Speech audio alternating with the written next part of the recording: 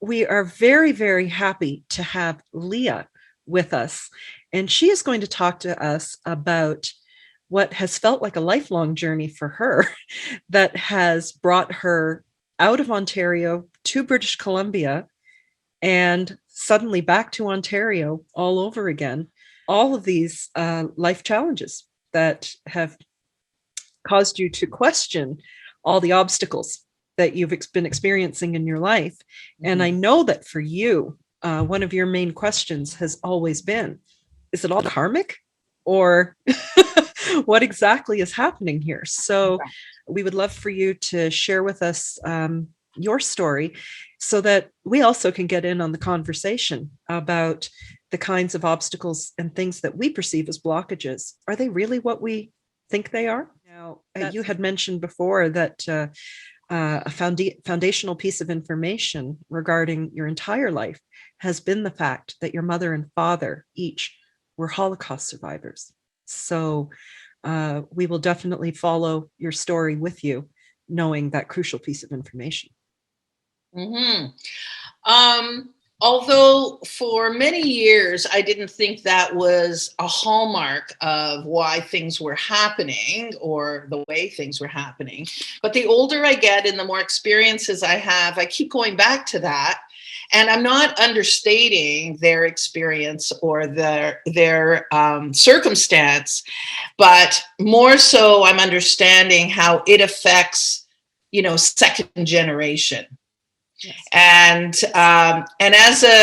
as a child, I just thought they were weird, but like super weird, right? And also being in Canada, I just wanted to be like everyone else, and they were not like everyone else. But in my teens, I was the president of a youth group, and we put together a group of second generation teens, and I realized that I was not unique. Everybody in the room was having that same experience.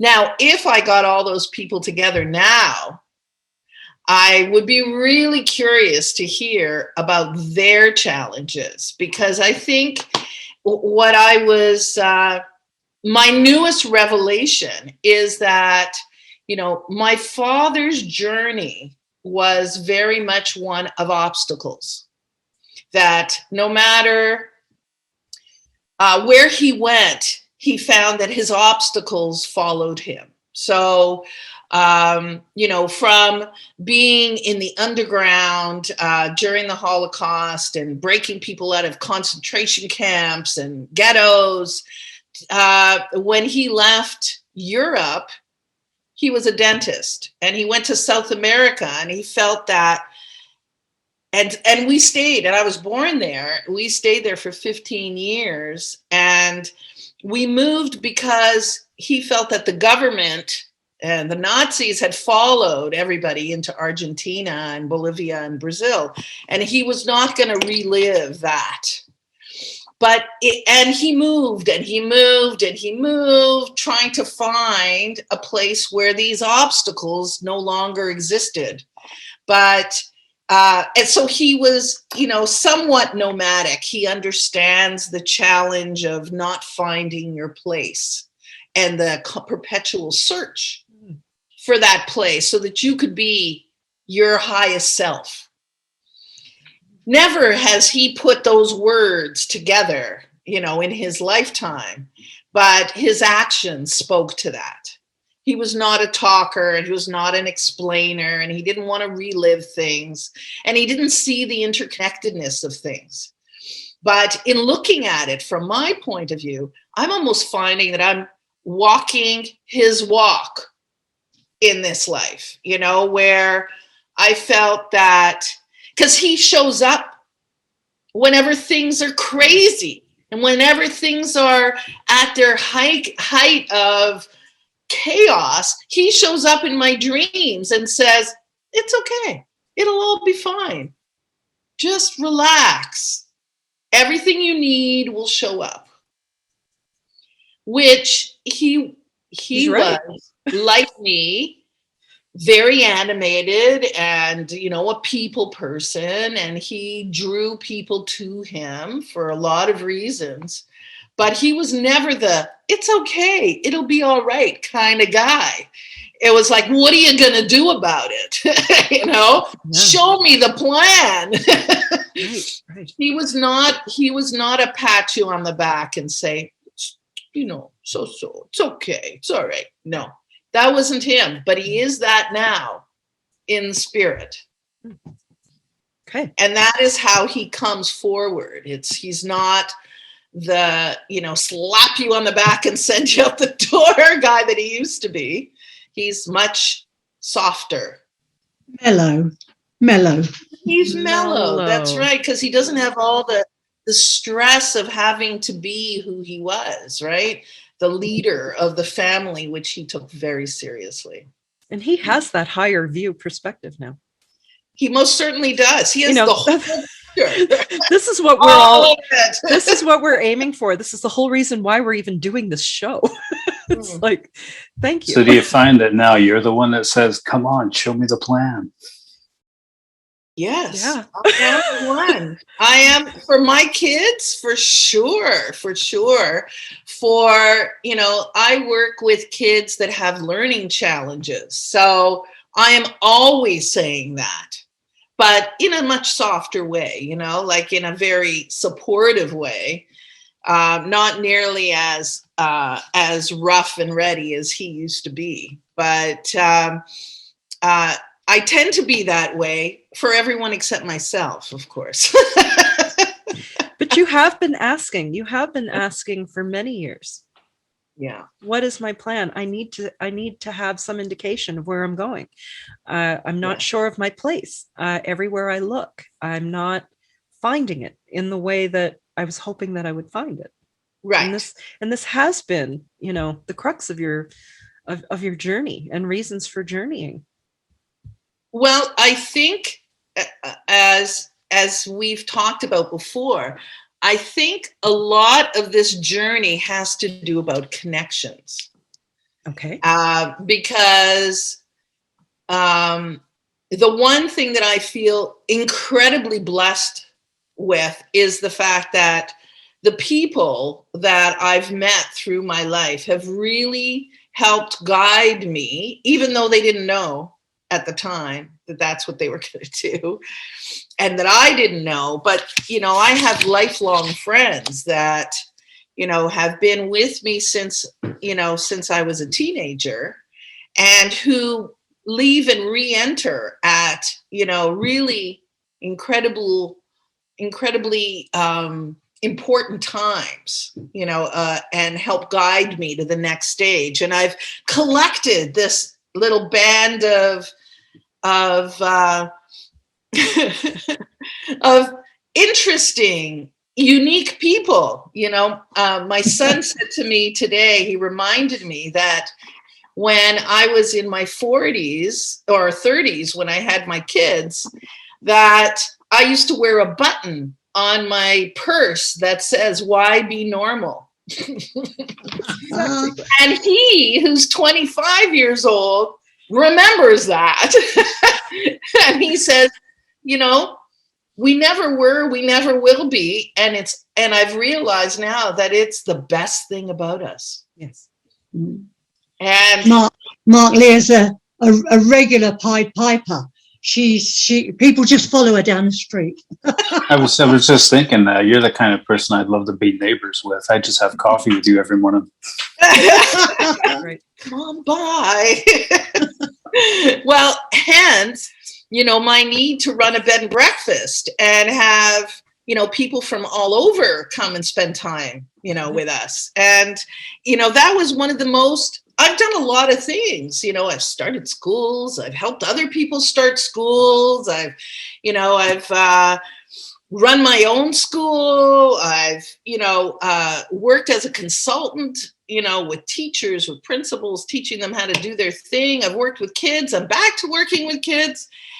But the thing I got the most joy from was running a bed and breakfast and meeting complete strangers, welcoming them into my home. for their own experience there. So, which is, I guess, what I need to be doing. So, Leia, talk to us from a lifetime of education, and that was what you knew, all things about it, that was what you knew. What happened that brought you in this direction for you to feel that this was the next step for you on your highest path and purpose? Well, all of everything that I've just talked to you about, this building connections and obstacles, is what led to that in the most cosmic ways possible.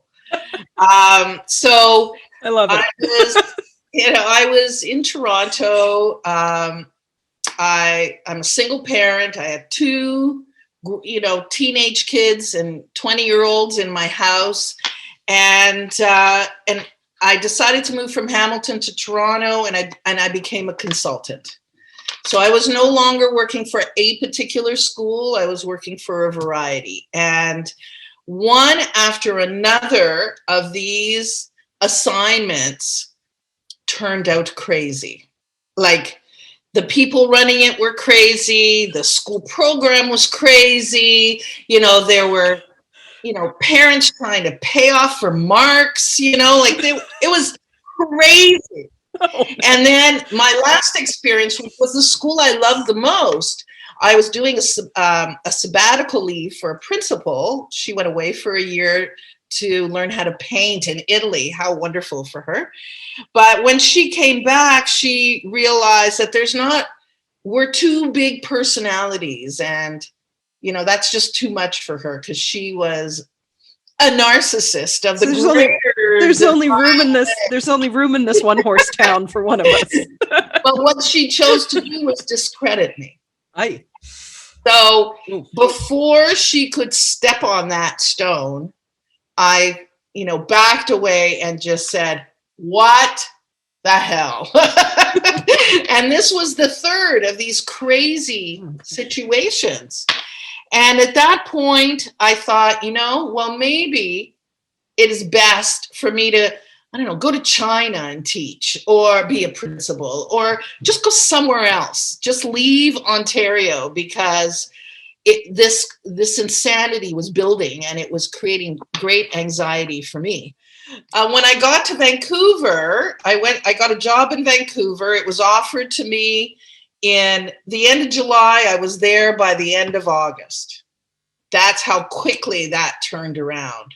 And I thought it was made for me, but insanity ran there too. It was an all-girls school, and girls started to commit suicide in the bathroom because of the pressure. And it was, I was 58 years old. I did not need that in my life. So I realized that, I didn't realize. I cried for a long time and ultimately realized that I need to do something else, because these obstacles were mounting. They were, going from, one that I could see over the mountain to one that I could only see the mountain. I put on the internet, on Facebook, asking if anybody was interested in becoming my partner and opening up a bed and breakfast. I had met a friend in Vancouver. The day I got there, we stayed in a bed and breakfast, my son and I looked around and I said, I could do this. It was just like that. And that was the day I got to Vancouver. It started percolating. Mm-hmm. And within that, and then I took it down because I didn't want it to affect my consulting business. And the next day, this woman that I had just met in Vancouver just days before says to me, I'm here. I'm interested in your proposal. Tell me what it's going to look like. And I said, well, I need a financial partner. And she goes, well, I'm the financial partner as long as I don't have to do anything. Amazing. Yeah. And I just tell you that that's something I've always wanted to do. I've always wanted to have a bed and breakfast. Always. Talk about manifesting. Yeah. Yeah. Oh, it was wild. And when I finally came down off of that, I started looking, and then it all, I thought it was going to be in Vancouver, but then it turned out that I really couldn't stay away from my kids. And my mother's 90 years old, and Vancouver was just too far at that stage. And so after picking up my furniture and carting it across Canada, I picked up my furniture and I carted it all the way back. Now, the interesting thing is my son flew to Vancouver and came across Canada with me by car. And we stayed at bed and breakfast all the way to kind of do my field study. Mm-hmm. Every single one we stayed at were retired teachers and education administrators. 8 of them. That's remarkable. I agree. I think that is remarkable.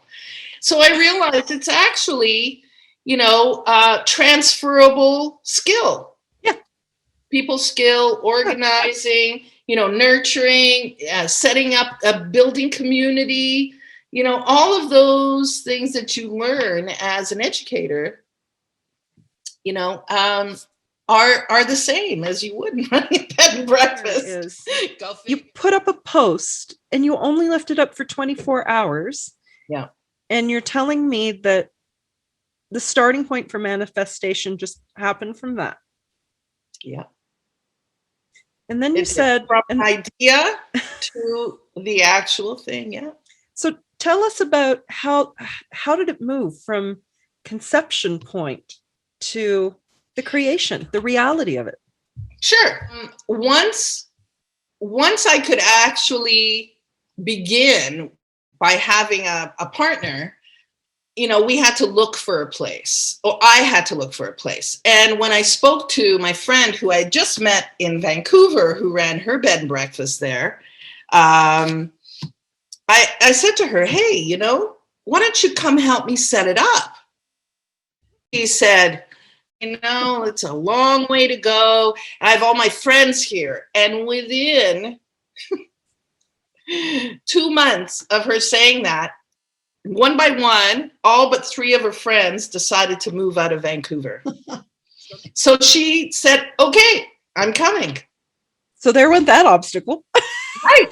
So that went. So she came and we started looking, and we looked in the Gulf Islands in BC and then realized that it was going to be Ontario. So what we found that when you're looking at century homes, that many were haunted.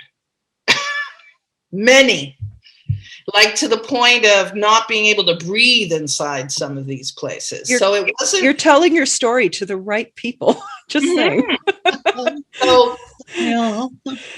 So we searched for a house that was not just a house, but one that felt good, that was welcoming and open, and whether it had ghosts or not didn't really matter as long as they were good ones. And it felt good. They felt good, and they made people feel good. Yes.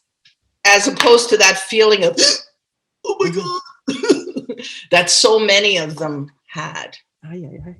When we found the house that we chose, we knew immediately that it was our house. So even Ontario ended up not being an obstacle either. It wasn't Ontario, wasn't the obstacle. It was the work. It was the work and the people and the leadership of that work that became the obstacles. And COVID, right? It broke that bed and breakfast dream. Because of how it has affected so many people in so many different ways. And part of, being a partner with somebody who's the financial side, if they go into trouble because of an economic break, it Everything. all comes down, It all crumbles. down to Yeah. to the rest of us. And that's what broke my bed breakfast. And it broke the dream. It broke the dream. It broke it. It broke it. It did, even though it was beautiful. But only temporarily, isn't that right? But only temporarily. Mm-hmm. So, you know, some magic happened after that. After I picked myself up from feeling quite broken, I can't imagine. you know, in my wonderful new place, an angel came and she said to me, "Don't worry, find us a place and you will have a place to go." No. Yeah. So, you know, last summer, I had another friend who I reacquainted myself with in Vancouver, or actually in the Okanagan, who I'd known in my 20s. We reconnected while I was away in Vancouver. So now there's 3 people that I had to meet in Vancouver that, you know, that changed the course of everything, right? Yes. My funder and my old friend and a brand new friend. So I had to go to Vancouver, I realize now. That was just another piece of that cosmic puzzle, even though it wasn't for what I thought it was. So as it turns out, she's going to be my new partner. And we're going to build a new bed and breakfast together. Now, you just had a dream. You just had another one of these very telling dreams. You have always been a very visual, a spiritually visioned person. I was always blown away by how well you could remember the visual imagery of your dreams, and she could literally microscope in, you know, to the finest details of the dream. Whereas for me, it's just an experience. It came and it went, and you know, there was nothing that I could do to remember if I tried. But you've just had a recent, very telling new dream. Can you share it?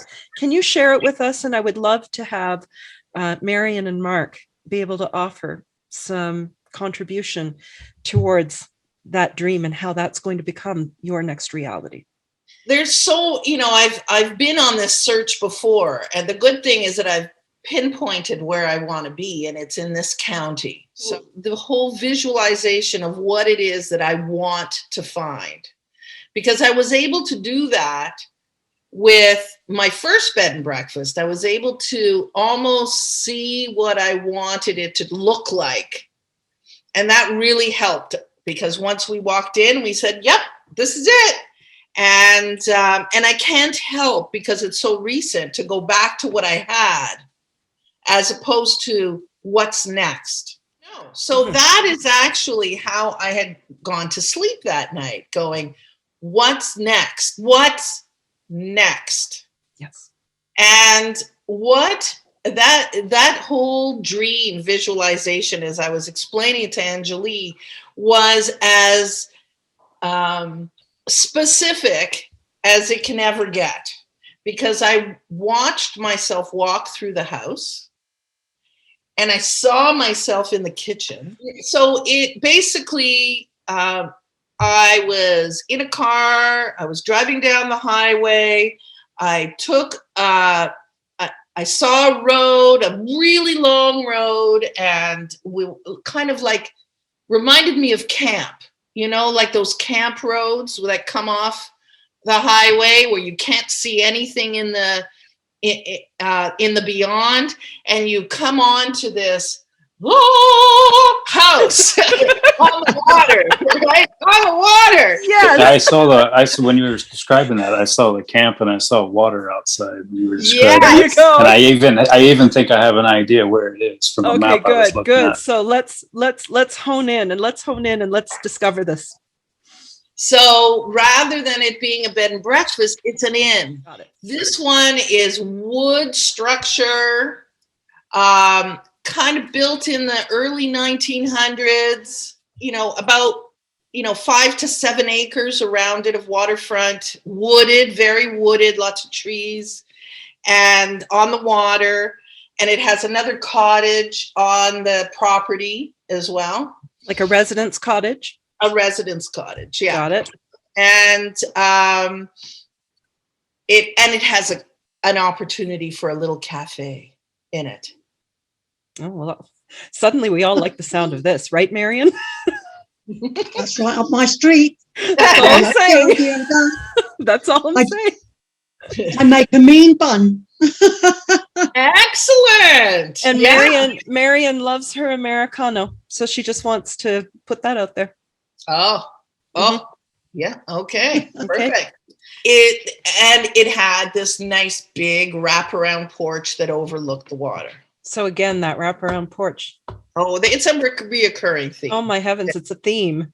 Yeah, it is. Is that like what we would call a veranda? It's what what we would call a veranda. Yes, a veranda. That's right. But it wraps. I was born in a house just like that. Yeah. I guess the real question is, this place exists. Where is it? Because my understanding, Leah, you shared with us that your timeline is usually by the late summer. And well, that's what the higher realm seems to be telling us. That's what I thought. Yeah. Yeah. And that kind of goes along with when the money is going to be there. It all kind of fits. So we're watching for all of these higher confluences that are not more than 6 months away. Marion, what do you think? Do you think we can figure it out? Mark? Well, you've got to, it's going back to biblical times. You know, we were taught then, in the Old Testament, we were taught that if we ask for something and we believe we're going to get it, we will get it. Mm-hmm. And that's it. That's an end to the story. You've got to say to yourself, I'm already there. I'm in it. Yeah. I've got it. And that's it. The big change I've noticed recently is whenever you show gratitude for what you've already got, even though you haven't got it yet. But if you show the gratitude as if you've already got it, it's been an amazing thing that I've seen the last year. It's almost like a switch is flipped. Gratitude is the spiritual thread that ties you to it. It's like what you're saying about the people that you need these people around you, but you're the catalyst, as I said to you. It's a bit like your lover coming back, and it's like you said to me, people follow you. So just put it into practice. You know, send it out, send out the vibration, and it will come. It will come. Mark? There's an area I've been researching for another project, and I've sort of learned over the years that there's never one reason why you're looking into something. There may be a primary reason that I'm looking at something, but then as I advance, there's all these other angles that come into it as well, and I'll tell you. Based on the topic of today's episode, which is about our perception of obstacles. All obstacles are perceived by us, and yet everything we perceive is just an illusion. So, but it doesn't feel that way. It doesn't feel like it at the time. So the time it's massive. Yes, and crushing, and it's because it is an obstacle, although it's also a direction. If you can unravel it. It has a way of keeping our feet on the ground, and making us value what's beneath our feet. We need to do that. We need to value the feet we're standing on the ground with. And you need to know who you are. What I am and what I perceive myself to be are two different things. Yes, totally different. All right. And I think that in you need to do the same. What you are and what you see yourself as are two different things, totally different things. I see you as successful, clever, motivated woman. And I think, the people that have come forward to say hello to you, they see it as well. And they fill me full of enthusiasm for it. So I don't think, I think you've got to just look at yourself and what you are. Is she an attractor? Is she like an attractor field for something in the higher spiritual realm? Absolutely. Definitely. Without a doubt. Yeah. Without a doubt. Yeah. We're not here to do reading upon reading, but that guy came in almost immediately. Francis?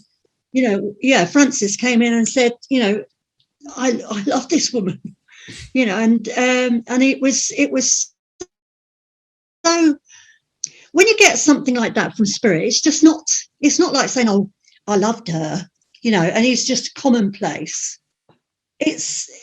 I feel like I'm in love with you. Do you understand what I mean? And it's like that. Again, we're opening up new markets. It's such an energy that comes with that. And you have shown that throughout your life. And, don't stop now.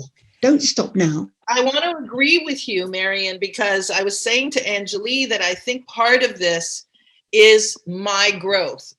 Part of this journey is about my growth and understanding what it looks like, what it feels like, because I feel that these obstacles, as much as they were directional and part of the bigger picture, crushed me every time. Exactly. Every single time. It's not very often you can look at somebody like we are now and sort of, I know your personality. I know all your quirks, all your bits. Yeah, exactly. Exactly. But you're still such a full-bodied, wonderful, wonderful lady. And, you need to fly the flag. So whether all of our obstacles are karmic in the sense that each of us uniquely is who we are, and that which we require is going to come to us and will come to us, whether by gratitude, whether by growth for learning, or whether because we've asked and thereby we shall receive. I have a feeling that today's talk has really given an opportunity for each of us and our friends and viewers to be able to really consider their own feeling of what their obstacles have been in their lives and how they too might, from a higher view, also from looking back, right? You can't see it when you're in it, but it's definitely something that when you look back, it becomes clearer. Perhaps the higher realm is trying to help us understand the comfort that what you see as the obstacle is really just the next stepping stone. And yeah, like your father's spiritual energy always tells you, Leah, it will be okay. It will be okay somehow. It might not be what you think. Exactly. I like to think of you in that kitchen. I don't think, bed and breakfast is your idol. I really don't. I think that you showing people and sharing with people your own experiences. That's who she is. It's the cooking pot that you should be stirring. I'd say your personality is what draws people to you, because and I'd say as well that see those kids that you were around and they'll never forget who you are. I found myself in a similar situation as one minute I was on a stage in Seattle. I live close to Vancouver. And the next minute I was a consultant in a Catholic girls' school in Northern Ireland. And consultant's a great word because nobody can define what you actually do. Yeah, exactly. And every day I just look at it, you're like, how the hell did this happen? And people that haven't worked in any kind of education setting just don't understand. But when you come out of that situation, I was just thinking I could be in a SWAT team. I could be a karate instructor. I could be whatever I want now because it's all downhill from here. That's right. Oh my gosh. That's right. Oh my gosh, the challenge. Life's challenges. I guess we'll never know the end of them. So thank you very much, Leah, for giving us your time, your energy, your love for the world, your enthusiasm for even life's tough moments. I feel we've all learned, and I feel we're all inspired by you. I really want to say thank you to all of you for all of your input, but I want to bow gracefully to you, Angelie, because you have been my beacon, man. You really I can't imagine a minute of life without you in it. And I feel this way about all of our spiritual family members. A spiritual relationship is not something that can easily be put into words. And absolutely, I'm with you. I'm with you to hold that flag for the power of spirit.